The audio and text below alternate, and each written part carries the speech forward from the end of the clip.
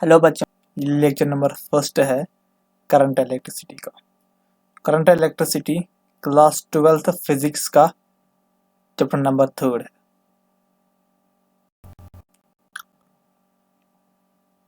Charge charge है क्या, वो ऑलरेडी आप लोगों ने पढ़ा होगा इलेक्ट्रोस्टैटिक चैप्टर में कि चार्ज है क्या। और आपने ये भी पढ़ा होगा कि जब चार्ज रेस्ट में होता है उसको हम बोलते हैं इलेक्ट्रोस्टैटिक्स, और जब चार्ज मोशन में होता है उसी को हम बोलते हैं करंट इलेक्ट्रिसिटी, जो हमें पढ़ना है। ये वाला चैप्टर जो है वो इसी पे बेस्ड है। क्या है? चार्ज मोशन में है। इलेक्ट्रिक करंट है क्या? सपोज हमारे पास एक कंडक्टर है, इसमें हमने एक क्रॉस सेक्शन एरिया लिया। डेल्टा टी में हमने कोई सा टाइम लिया, हमने देखा कि डेल्टा टी में इसमें delta Q amount of charge flow हुआ। मतलब कुछ टाइम में, सपोज टाइम हमने 1 सेकंड लिया, 2 सेकंड लिया, 3 सेकंड लिया, इसमें कितना चार्ज फ्लो हुआ? 1 कॉलम, 2 कॉलम, 4 कॉलम, 6 कॉलम, है ना। तो यहाँ पे क्या बना? यहाँ पे चार्ज के फ्लो होने से करंट बना। ठीक है बेटा, तो हम ये भी बोल सकते हैं कि the electric current is a stream of charged particles. क्या है ये? Stream of charged particle. Suppose यहाँ पे जो ये फिगर है, आप इसको लो कि ये पाइप है। क्या है बेटा? ये एक पाइप है और पाइप में पानी जा रहा है। ठीक है बेटा, पानी इसमें पाइप में पानी जा रहा है।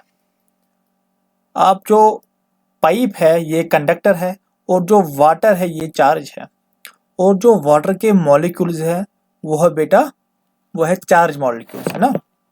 वाटर के मॉलिक्यूल्स क्या है? Charge molecules. जब बहुत सारा वाटर फ्लो होता है, ठीक, तो हम क्या बोलेंगे कि इसमें मास का ट्रांसफर हो रहा है ना। तो यहाँ पे हम बोलेंगे कि यहाँ पे है क्या? यहाँ पे करंट बन रहा है। क्या बन रहा है बेटा? जैसे वाटर का फ्लो होता है पाइप में, उसी तरह क्या होता है बेटा, यहाँ पे चार्ज का फ्लो होता है। सिंपली हम बोलेंगे कि इलेक्ट्रिक करंट है क्या? इलेक्ट्रिक करंट का मतलब rate of flow of charge, कि किस रेट से चार्ज फ्लो हो रहा है, किस तेजी के साथ चार्ज फ्लो होता है ना। तो यहाँ पे जो इलेक्ट्रिक करंट है हम उसको डिनोट कर रहे हैं आई के साथ, और जो चार्ज है इसको क्यू के साथ अपॉन टाइम, इसी को बोलते हैं rate of flow of charge, charge flow per unit time, है ना। तो चार्ज जो क्यू है इसको हम लिख सकते हैं NE, है ना। नंबर ऑफ N क्या है? नंबर ऑफ इलेक्ट्रॉन्स, और E क्या है? Charge on electrons. इस फिगर की तरफ देखो, हमने क्या बनाया है। हमने यहाँ पे एक क्रॉस सेक्शन एरिया लिया है जहां से चार्ज फ्लो हो रहा है, डेल्टा क्यू चार्ज फ्लो हो रहा है। किस टाइम में? डेल्टा टी में, मतलब थोड़े से टाइम में थोड़ा सा चार्ज फ्लो होता है। अगर थोड़ा से चार्ज फ्लो हो रहा है थोड़ा ही टाइम में, तो जो ये करंट बनेगा वो भी तो कम ही होगा ना। उसको हम बोलते हैं average current. What is average current? Delta Q upon delta T.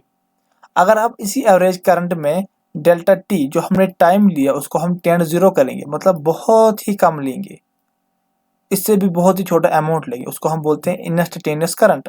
मतलब एक खास वैल्यू पे क्या वैल्यू है करंट को, उसको हम बोलते हैं इंस्टेंटेनियस करंट, जिसको हम लिखते हैं D Q upon D T. Mathematically भी जो जब हम डेल्टा को 10 करते हैं तो वो चेंज होता है डी क्यू, मतलब डी जो है वो बहुत छोटा अमाउंट है। जो ऐसा यूनिट है करंट का वो है एम्पियर या कूलम पर सेकंड। चार्ज को हम मेजर करते हैं कूलम्स में और टाइम को सेकंड्स में, इसके बोलते हैं कूलम पर सेकंड। उसको हम बोलते हैं एम्पियर, जिसको हम डिनोट करते हैं ए के साथ। और जो चार्ज है, इलेक्ट्रिक करंट जो है, ये एक स्केलर क्वांटिटी है। स्केलर क्वांटिटी इसलिए है क्योंकि ये वेक्टर लॉ ऑफ एडिशन को फॉलो नहीं करती है। अब है इंड्यूस्ड करंट। ये इंड्यूस्ड करंट है क्या, या इंड्यूस्ड चार्ज हम बोलते हैं, इंड्यूस्ड चार्ज है क्या। सपोज यहाँ पे एक कंडक्टर हमने लिया है, ये वाला कंडक्टर ना, ये फुल कंडक्टर, और यहाँ पे हमने एक एक्सटर्नल इलेक्ट्रिक फील्ड लगाया है। तो एक्सटर्नल फील्ड कहाँ से आएगा? From positive to negative. ये पॉजिटिव साइड जो है ये इस कंडक्टर जो है इसके इलेक्ट्रॉन्स को अपनी तरफ अट्रैक्ट करेगा, और जो कर्नल्स हैं, कर्नल्स का मतलब जब एक एटम है, एटम में से जब इलेक्ट्रॉन निकल जाएगा और जो रेस्ट रहेगा उसको हम बोलते हैं कर्नल, उसको हम बोलते हैं बेटा कर्नल। ये पॉजिटिव साइड जो है ये इलेक्ट्रॉन्स को अपनी तरफ अट्रैक्ट करेगा, जिसकी वजह से ये इलेक्ट्रॉन्स एक ही जगह पे एक्युमुलेट हो जाएंगे, और जो नेगेटिव चार्ज है ये पॉजिटिव चार्ज को मतलब कर्नल्स को अपनी तरफ अट्रैक्ट करेगा। ये हम कन्वेंशनली बोलते हैं, ये यहाँ पे ऐसा नहीं होता है, ठीक है ना। तो इसी वजह से यहाँ पे और एक इलेक्ट्रिक फील्ड बनेगा, उसको बोलते हैं E inducer, electric field induced. Inducer का मतलब है जो यहाँ पे चार्ज अक्यूमुलेट हुआ है उसकी वजह से जो इलेक्ट्रिक फील्ड बना है उसी को हम बोलते हैं ई इंड्यूस्ड। और आप ये भी देख सकते हो कि जो इलेक्ट्रिक फील्ड है वो जनरेट होता है पॉजिटिव पे और एंड होता है नेगेटिव पे। तो यहाँ पे पॉजिटिव चार्ज ये है और नेगेटिव चार्ज ये है, इसका मतलब ये अपोजिट जा रहा है एक्सटर्नल इलेक्ट्रिक फील्ड से। और ये इक्वल भी होते हैं, अपोजिट भी होते हैं, इक्वल भी होते हैं, अपोजिट भी होते हैं, जिसकी वजह से ये कैंसल आउट होते हैं, और E net electric field net जो कंडक्टर में बचता है वो जीरो बचता है। तो हम इसीलिए बोलते हैं कि electric field inside a conductor equals to zero, जिसका प्रूफ था। ये याद रखना कि हम आइसोलेटेड कंडक्टर की बात करते हैं। आइसोलेटेड कंडक्टर का मतलब ये किसी भी सर्किट में फिट नहीं है। सपोज हमने इसका जो इलेक्ट्रिक फील्ड है, एक्सटर्नल इलेक्ट्रिक फील्ड, इसको हटाया, इसकी वजह से इस पे जो इलेक्ट्रॉन्स हैं उसमें तो फोर्स अब नहीं लगेगा ना, जिसकी वजह से ई इंड्यूस्ड भी नहीं होगा। लेकिन यहाँ पे टेम्परेचर होगा, सपोज यहाँ पे T1 है और T2 है, और आपको ये पता होगा कि T1 ग्रेटर देन होगा T2 से, है ना, जिसकी वजह से हीट फ्लो होगा फ्रॉम T1 टू T2, और ये हीट इलेक्ट्रॉन एब्जॉर्ब करेंगे, जिसकी वजह से इन इलेक्ट्रॉन्स को एनर्जी मिल जाएगी, है ना, थर्मल एनर्जी मिल जाएगी, थर्मल एनर्जी। और इसी एनर्जी के साथ वो मोशन करेंगे, रैंडम मोशन। यहाँ पे मैंने आपको दिखाया है ना, ये डॉट वाले क्या हैं, ये इलेक्ट्रॉन्स हैं ब्लैक डॉट वाले, और जो रेड इनका एरो जा रहा है ये क्या है, इनकी मोशन है, ये रैंडम मोशन में जा रहे हैं।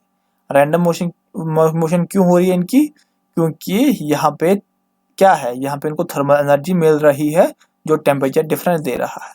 जो जिस स्पीड के साथ ये इलेक्ट्रॉन इसमें चल रहे हैं वो किस ऑर्डर में है, 10⁵ मीटर पर सेकेंड, मतलब बहुत ही ज्यादा है। लेकिन इनकी पर्टिकुलर डायरेक्शन नहीं होती है, इनकी ये रैंडम डायरेक्शन होती है, जिसकी वजह से हम बोलते हैं कि एवरेज वेलोसिटी जीरो है। जो कंडक्टर के फ्री इलेक्ट्रॉन्स हैं वो रैंडम मोशन में इसमें चल रहे हैं, और जब हमने उनको एवरेज वेलोसिटी निकाली हम बोलते हैं कि वो क्या बेटा, वो जीरो है। अब है ड्रिफ्ट वेलोसिटी। ये ड्रिफ्ट वेलोसिटी है क्या? सपोज हमने उसी आइसोलेटेड कंडक्टर को लाया, यहाँ पे रखा इस सर्किट में। यहाँ पे देखो, आप देख रहे होगे कि यहाँ पे बैटरी लगी हुई है जिसका पोटेंशियल डिफरेंस V है। अब जो यहाँ पे हमने एक्सटर्नल इलेक्ट्रिक फील्ड लगाया था उसकी वजह से यहाँ पे इलेक्ट्रॉन जमा हो गए और यहाँ पे कर्नल जमा हो गए। क्या अब ये वहीं पे रहेंगे? अगर वहीं पे रहेंगे तो यहाँ पे ई इंड्यूस्ड फिर से होगा और फिर से नेट इलेक्ट्रिक फील्ड जीरो होगा। ई नेट फिर से जीरो होगा। लेकिन आप यहाँ पे देख रहे होंगे कि यहाँ पे पॉजिटिव और नेगेटिव साइड है। ये पॉजिटिव साइड इन इलेक्ट्रॉन्स को अपनी तरफ अट्रैक्ट करेंगे और negative side in positive sides को अपनी तरफ अट्रैक्ट करेंगे, जिसकी वजह से यहाँ पे एक्युमुलेशन बिल्कुल नहीं होगी। यहाँ पे एक्युमुलेशन बिल्कुल नहीं होगी, है ना।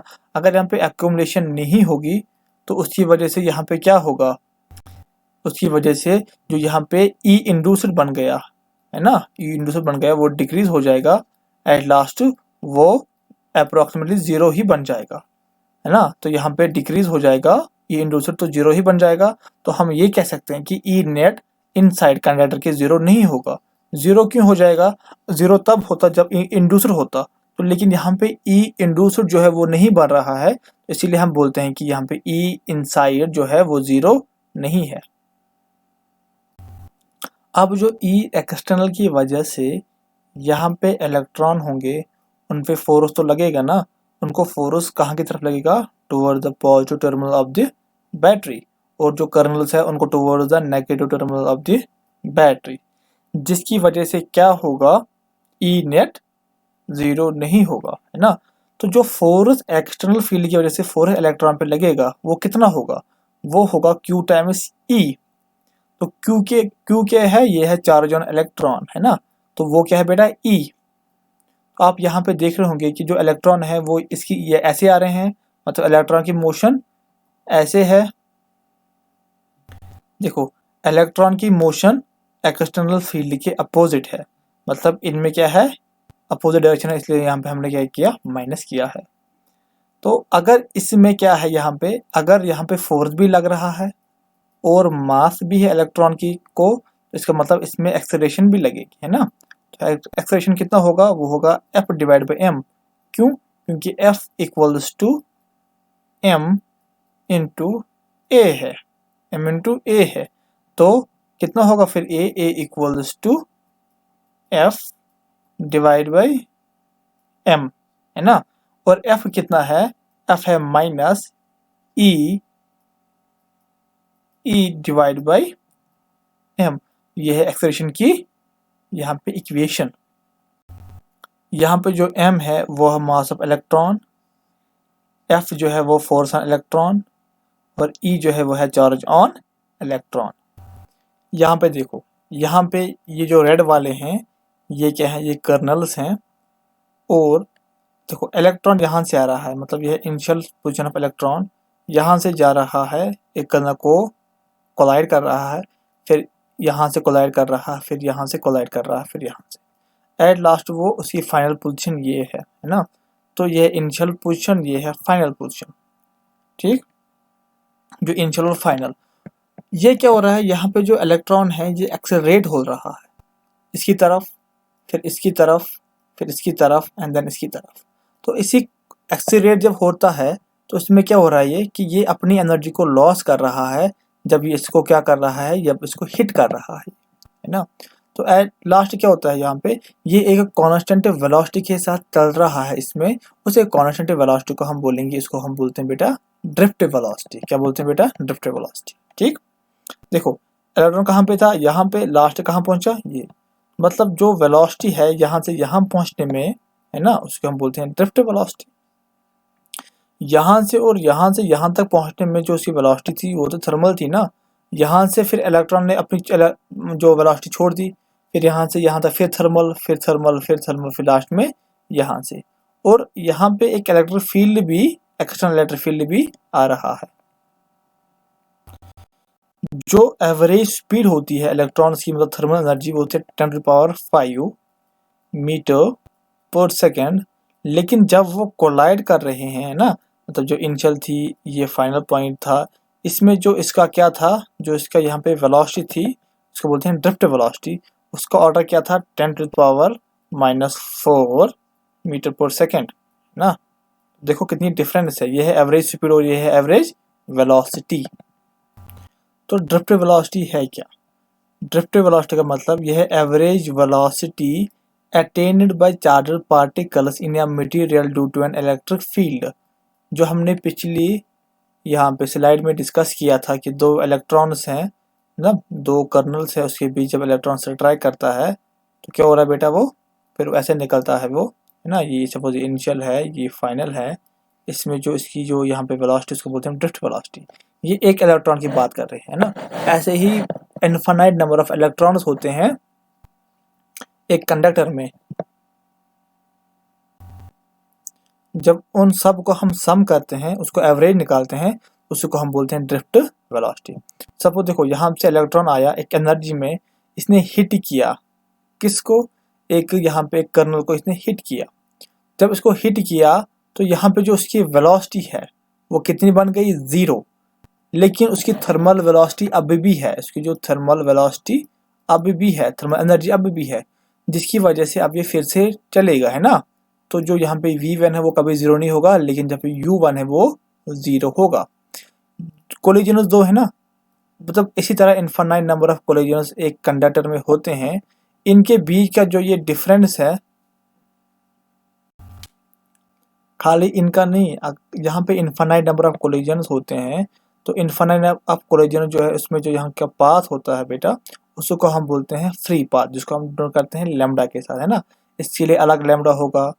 तो सपोज यहाँ पे और एक हुआ कोलिजन है ना, तो यहाँ के लिए लैम्डा अलग होगा, लैम्डा 2, यहाँ पे लैम्डा 1, है ना। हम यहाँ पे क्या बोल रहे हैं, हम खाली लैम्डा बोलते हैं। लैम्डा का मतलब है फ्री पाथ। ये क्या है, distance between two successive collision, मतलब दो कोलिजन जो होते हैं ये और ये, इसके बीच का जो डिफरेंस है ये इसको दिखाता है।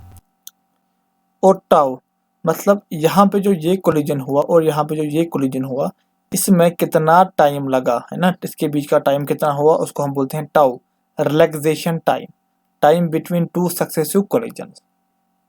ठीक, सपोज हम यही कंडीशन लेते हैं, इसका जो रिलैक्सेशन टाइम है वो टाउ है और फी पाथ जो है वो लैम्डा है। हम क्या बोलते हैं काइनेमेटिक्स में कि v equals to u plus a T.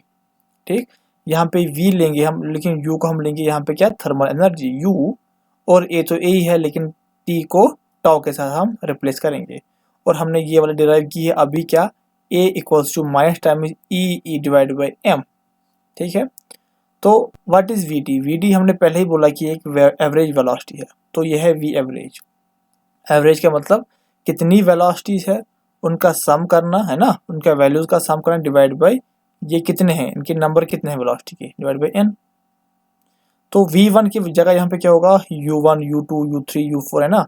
तो इनको हमने कहाँ तक किया, अप टू un तक, divide by n, plus a सबका सेम निकल रहा है ना, a सबका सम सेम निकल रहा है, तो a को बाहर किया हमने और टाइम को अलग किया, tau 1 tau 2 up to tau n divide by n। तो ये जो है ये क्या है, ये है एवरेज वेलोसिटी, है ना। एवरेज वेलोसिटी को हमने क्या लिया यहाँ पे 0। ये क्या है यहाँ पे कि एवरेज वेलोसिटी है, जो वेलोसिटी है वो 0 है, लेकिन थर्मल जो 0 नहीं है, ये थर्मल नहीं है ना, तो ये खाली वेलोसिटी है जिसकी वजह से इलेक्ट्रॉन चल रहा है ना, इलेक्ट्रिक फील्ड की एनर्जी है। ठीक, तो यहाँ पे ए क्या है, ए है minus e m divide by m, तो यहाँ पे क्या है टी एवरेज। ये किसका है, इसको हम बोलते हैं ये है वीडी, मतलब ये है पोटेंशियल डिफरेंस, ये है ये ड्रिफ्ट। फिर से ड्रिफ्ट वेलोसिटी, ये क्या है, average velocity of all electrons, है ना। सपोज हमने ये यहाँ पे एक सर्किट लिया है, यहाँ पे कंडक्टर की जो लेंथ है वो L है, पोटेंशियल क्या है इसका डिफरेंस V है, और इलेक्ट्रॉन यहाँ की तरफ ड्रिफ्ट होता है। तो हमें पता है कि dV equals to minus e into d x, ये dV है। अगर हम इससे बड़ा यूनिट ले, मतलब डेल्टा V, तो यहाँ पे करंट क्या है, वो कांस्टेंट है ना, मतलब स्पीड क्या है वो है कांस्टेंट। तो यहाँ पे क्या आएगा E into d x, delta x, है ना। तो अगर हम डेल्टा फिर से हटाएंगे, मतलब कांस्टेंट है, तो क्या आएगा V E इंटू एल, ये है लेंथ ऑफ कंडक्टर, तो E क्या आएगा V upon L.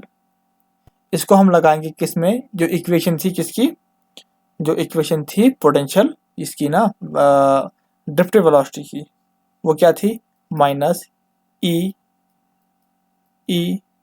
Divide by m और टी एवरेज, ये थी यहाँ पे। तो टी एवरेज को हमने मान लिया टी, और यहाँ पे ई नहीं लिया क्योंकि हमने यहाँ पे क्या लिया, यहाँ पे क्या लिया हमने, मॉड ले लिया, मतलब वैल्यू ले लिया, मैग्नीट्यूड, है ना। और यहाँ पे जो ई है हमने इसको वी अपॉन एल ले लिया, तो जब हमने यहाँ पे वैल्यू पुट किया तो वो बना ये। ठीक है बेटा, आज के लिए इतना काफ़ी था। अब जो बाकी होगा वो हम अगले लेक्चर में डिस्कस करेंगे। Thank you.